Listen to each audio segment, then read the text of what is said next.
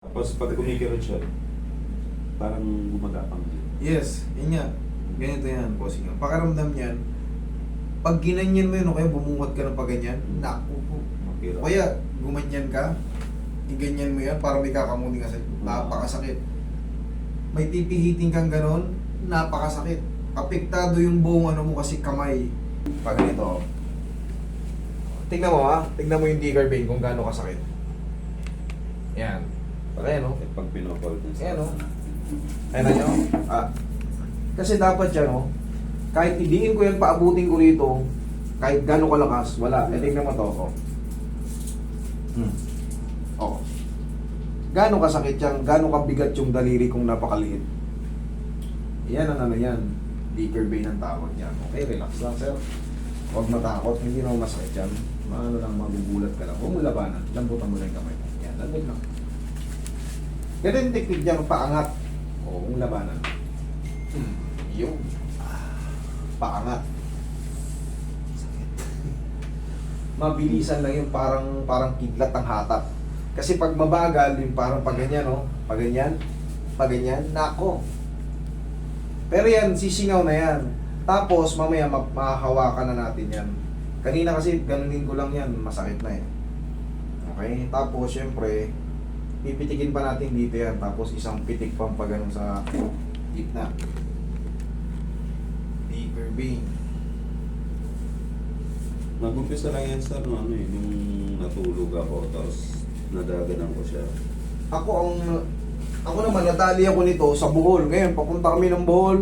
Ngayong July 16, mag-start ako dyan. July 15, nandyan na ako. Pero hapon kami kasi darating. July 16 ako mag-start dyan sa Bohol. Yan, sa Tagbilaran. Pag ganun ko ng doorknob, siyempre may oil yung ano. Pauwi na kami nga nun eh. Pag ganun ko ng doorknob, siyempre, Para may pumitik. dumunas eh. Pinitik ko ng gano'n. May gumalaw dito. Maghapon akong ano. Maghapon ako na-stress kasi ang sakit pala niya. Hindi pala siya ganun kabiro. Pag Ang sakit pala niya. kumikirot siya sobra, grabe. Lalo yung iinom ka ng tubig, yan ang ano mo. Kanan pa naman ako nadali. Muna na ba? Okay. Mamaya mapipindot na natin yan. Paabutin natin dito. Okay, relax.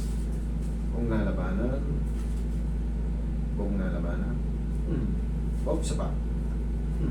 Yung. Kanina ganun lang eh.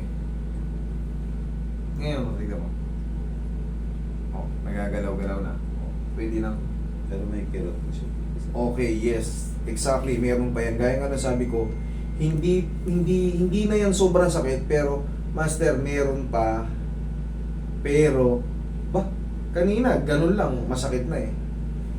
Ngayon, pwede nang galaw-galawin yan. Pwede nang galaw-galawin yan.